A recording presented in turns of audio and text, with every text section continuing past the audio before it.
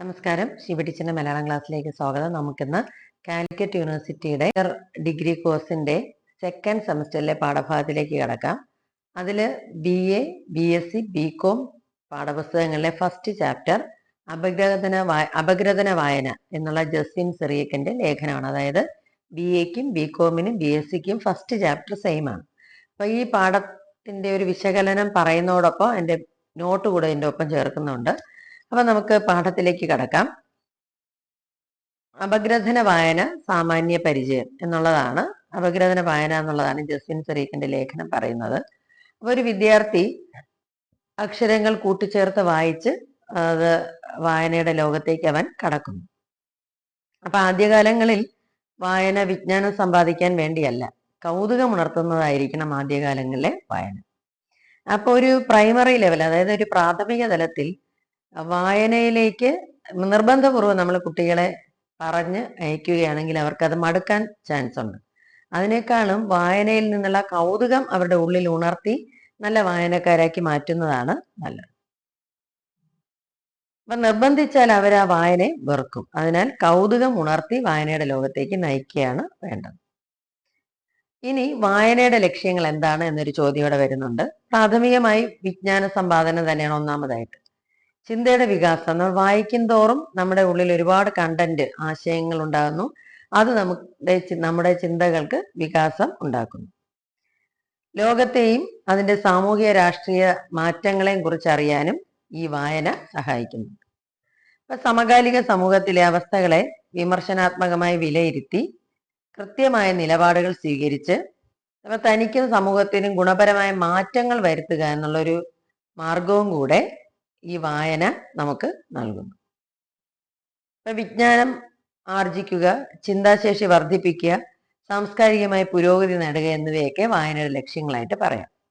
ഇനി വായനയുടെ പല തലങ്ങളുണ്ട്. അതിൽ നാല് തലങ്ങളെ പ്രധാനമായിട്ട് ഇവിടെ പറയുന്നു.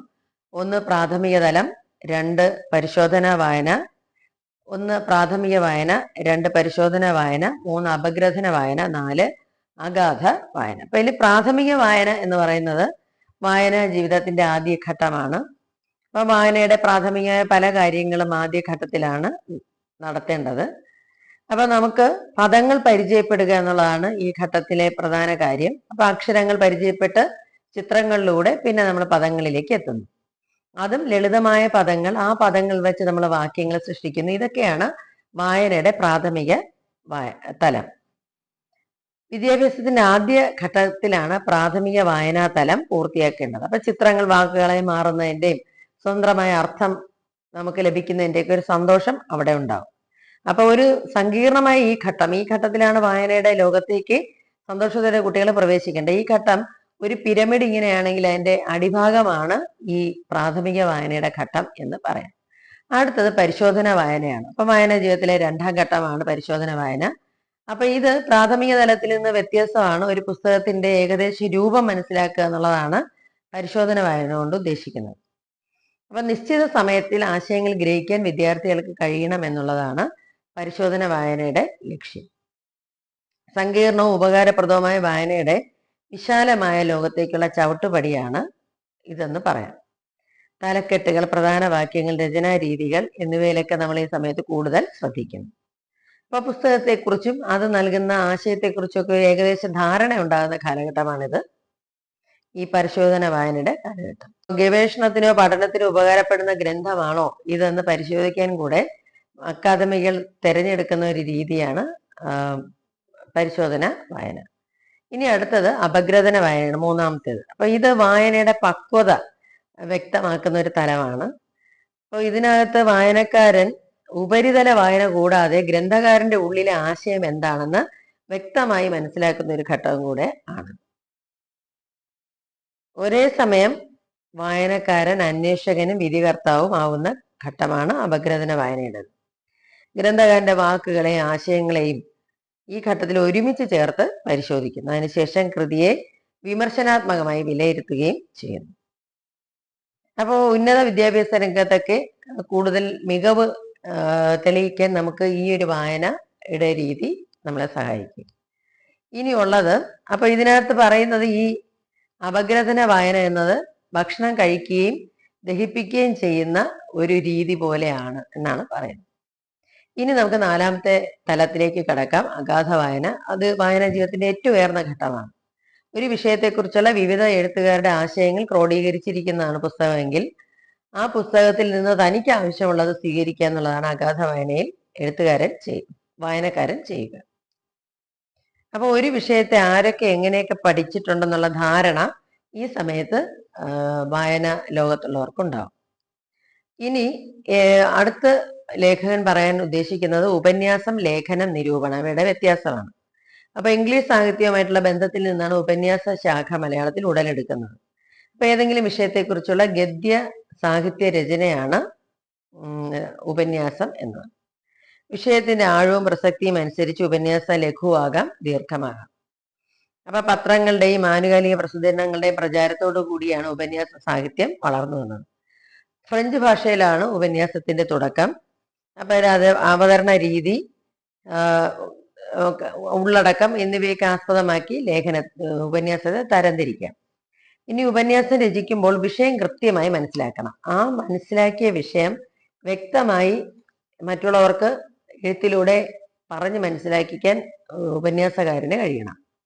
അപ്പൊ അതിന് ആദ്യം ആമുഖം വേണം, മധ്യഭാഗം വേണം, പിന്നെ ഒരു ഉപസംഹാരം വേണം. അപ്പൊ ആമുഖത്തിൽ ഈ വിഷയത്തെക്കുറിച്ചുള്ള കാര്യങ്ങൾ അവതരിപ്പിക്കുമ്പോൾ ഇതിന്റെ തലക്കെട്ടുണ്ട്. ആകർഷകമായ തലക്കെട്ട് ഉപന്യാസ വായനയിലേക്ക് നമ്മളെ നയിക്കും. ആമുഖവും ആകർഷകമാണെങ്കിലേ തുടർന്നുള്ള ഭാഗം വായിക്കാൻ വായനക്കാര് തയ്യാറാവും. അപ്പൊ വാക്യങ്ങൾ ചേർക്കുമ്പോൾ ഒന്നിൽ നിന്ന് അടുത്തതിലേക്ക് സ്വാഭാവികമായി എത്തിച്ചേരുന്ന ഒരു രീതി ഉണ്ടാകും. ഉദാഹരണങ്ങളും മറ്റുള്ളവർ പറഞ്ഞ കോട്ട്സ്, ഉദാഹരണങ്ങളും ഉദ്ധരണികളും ഒക്കെ നമുക്ക് അതിനകത്ത് ഉപയോഗിക്കാം. മധ്യഭാഗത്ത് നമ്മളിപ്പോ ആ വിഷയത്തെക്കുറിച്ച് നമുക്കറിയാവുന്ന വസ്തുനിഷ്ഠമായ കണ്ടന്റ് ആയിരിക്കണം, ഉള്ളടക്കമായിരിക്കണം മധ്യഭാഗത്ത് അവതരിപ്പിക്കുന്നത്. ഇതിനെല്ലാം കൂടെ ചേർത്ത് നമ്മുടെ ഒരു നിരീക്ഷണം അവതരിപ്പിക്കുകയാണ് ഉപസംഹാരത്തിൽ വേണ്ടത്. ഉപസംഹാരം ഒരു പാരഗ്രാഫ് മതി. ഇനി അടുത്തത് ലേഖനമാണ്. ലേഖനത്തിന് വായനക്കാരെ അറിയിക്കുക, പ്രേരിപ്പിക്കുക എന്നീ ലക്ഷ്യങ്ങൾ, അല്ലെങ്കിൽ രസിപ്പിക്കുക എന്നുള്ള ലക്ഷ്യവും കൂടെ ഉണ്ട്. വിജ്ഞാനപരമായ ഉള്ളടക്കങ്ങളാണ് ലേഖനങ്ങളിലുള്ളത്. അപ്പൊ ആശയങ്ങൾ പ്രകടിപ്പിക്കുന്നതിനും വസ്തുതകൾ കണ്ടെത്തുന്നതിനുമൊക്കെ ഇത് നമ്മളെ ലേഖനങ്ങൾ സഹായിക്കും. അപ്പൊ ഇപ്പോ പത്രപ്രവർത്തന രംഗം, അക്കാദമിക രംഗം, ബ്ലോഗ് എഴുത്തുകൾ, ഇവിടെയെല്ലാം ലേഖനങ്ങൾ ധാരാളം കാണാം. ലേഖനത്തിന്റെ മേന്മ തലക്കെട്ടുണ്ട്, പിന്നെ ഒരു ബൈലൈൻ കാണും, ആമുഖം, ബോഡി, ഉപസംഹാരം. അപ്പൊ ആകർഷകമായ തലക്കെട്ടാണ് നമ്മളെ വായനയിലേക്ക് നയിക്കുന്നത്. തലക്കെട്ടിന് താഴെ ബൈലൈൻ കാണും. ലേഖകന്റെ ഔദ്യോഗിക വിലാസം അവിടെ ചേർക്കാറുണ്ട്. ലേഖനത്തിന്റെ ശരീരമാണ് ബോഡി. കൃത്യമായ ഉള്ളടക്കം ഈ ബോഡിയിലാണ് വരുന്നത്. പിന്നെ ഉപശീർഷകങ്ങളൊക്കെ ആകാം, സബ് ഹെഡിങ്സ് ഒക്കെ ആകാം. അവസാനം നമ്മൾ ഉപസംഹരിക്കുന്നത് ഉപന്യാസത്തിലെ പോലെ തന്നെ നമ്മുടെ ആശയങ്ങളിലായിരിക്കണം. ഇനി നിരൂപണമാണ് ലാസ്റ്റ് ഭാഗം. സാഹിത്യ സൃഷ്ടികളെ വ്യാഖ്യാനിക്കുക, വിലയിരുത്തുക എന്നതാണ് വിലയിരുത്തൽ എന്നതുകൊണ്ട് ഉദ്ദേശിക്കുന്നത് സാഹിത്യ നിരൂപണത്തിൽ. പക്ഷേ ലോക സാഹിത്യത്തിലും മലയാള സാഹിത്യത്തിലും ധാരാളം സാഹിത്യ നിരൂപണ ഗ്രന്ഥങ്ങൾ ഉണ്ടായിട്ടുണ്ട്. ഒരു സാഹിത്യകൃതിയെ വിശകലനം ചെയ്ത് അതിൻ്റെ മൂല്യനിർണയം ചെയ്യുന്ന രീതി ആണ്, ക്രിയാത്മകമായ രീതിയാണ് ഇത് പറയുന്നത്. അപ്പൊ ഇതിൽ ഏറ്റവും പ്രധാനം നമ്മൾ ശ്രദ്ധിക്കേണ്ട മലയാളത്തിലെ കുട്ടിക്കൃഷ്ണമാരാർ, പോൾ മുണ്ടശ്ശേരി, ഈ 3 പേര്, ജോസഫ് മുണ്ടശ്ശേരി, 3 പേരും നിരൂപണ ത്രയങ്ങളായിരുന്നു. ഇനി കേസരി ബാലകൃഷ്ണ പിള്ള, ഒരു വലിയ അല്ലെങ്കിൽ പി കെ നാരായണ പിള്ള, സാഹിത്യ പഞ്ചാനൻ എന്നറിയപ്പെടുന്ന പി കെ നാരായണ പിള്ള, ഇവരൊക്കെ മലയാള സാഹിത്യത്തിലെ മികച്ച നിരൂപകന്മാരായിരുന്നു. അപ്പൊ സാഹിത്യകൃതി മാത്രമല്ല, സമൂഹത്തിൽ സംഭവിക്കുന്ന സാംസ്കാരിക മാറ്റങ്ങളും വെല്ലുവിളികളും നിരൂപണം ചെയ്യപ്പെടാറുണ്ട്. അതിനെ സാംസ്കാരിക നിരൂപണം എന്നാണ് പറയുന്നത്. അപ്പൊ സാംസ്കാരിക രൂപങ്ങൾ സമൂഹത്തിൽ ചെലുത്തുന്ന സ്വാധീനമാണ് ഈ സാംസ്കാരിക നിരൂപണത്തിൽ വരുന്നത്. ഇനി ഇത്രയും ഭാഗങ്ങളാണ് ഈ പാഠഭാഗത്തിനകത്ത് നൽകിയിരിക്കുന്നത്. ഇതിനോടൊപ്പം എൻ്റെ നോട്ട് കൂടെ ഉണ്ട്. ആ നോട്ട് കൂടെ ഒക്കെ ആകുമ്പോൾ നിങ്ങൾക്ക് ഈ ഒരു ലേഖനം വ്യക്തമായി മനസ്സിലാക്കാൻ കഴിയും. അടുത്ത ക്ലാസ്സിൽ കാണുന്നവരെ സ്നേഹത്തോടെ ഷീബ ടീച്ചർ.